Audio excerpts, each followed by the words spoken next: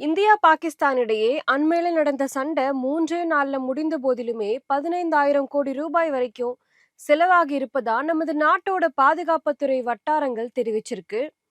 பகல்காம் தாக்குதல் சம்பவத்திற்கு பிறகு நடந்த இந்த சண்டையில L-70 ரக விமான எதிர்ப்பு பீரங்கி, ZU-23 பீரங்கிகள், S-400 ரக அம்சங்களை கொண்ட சில்கா ரக வான் பாதுகாப்பு சாதனங்கள் ஆகியவற்றை பாகிஸ்தானுக்கு எதிராக நமது பாதுகாப்பு படை பயன்படுத்தியிருக்கு.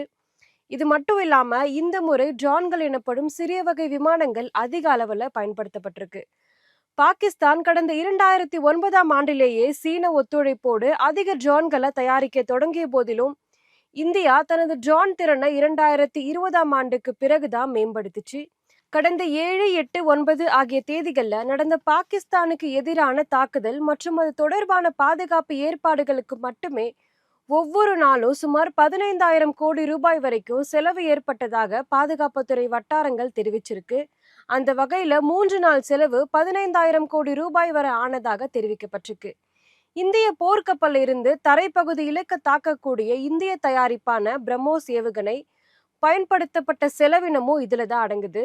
இது மட்டும் இல்லாம ரஷ்ய தயாரிப்பு வெடிமருந்து ட்ரோன்கள் எனப்படும் கேமிகேஸ் என்ற ஆயுதமும் 100 கணக்கில் பயன்படுத்தப்பட்டிருக்கு.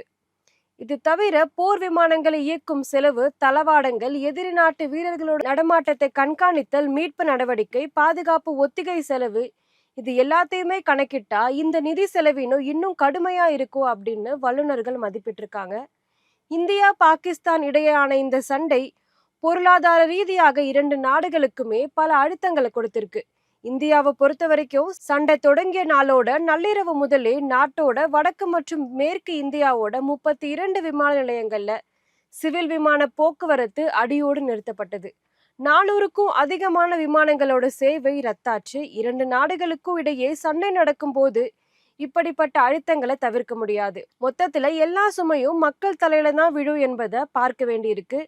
நமது தற்காப்புக்கு சண்டை அவசியம் என்றாலும் கூட நாடுகளுக்கு இடையேயான அமைதியும் சமாதானமுமே மகிழ்ச்சியான வாழ்க்கைக்கு ஆதாரம் என்பதை மறுக்கவே முடியாது.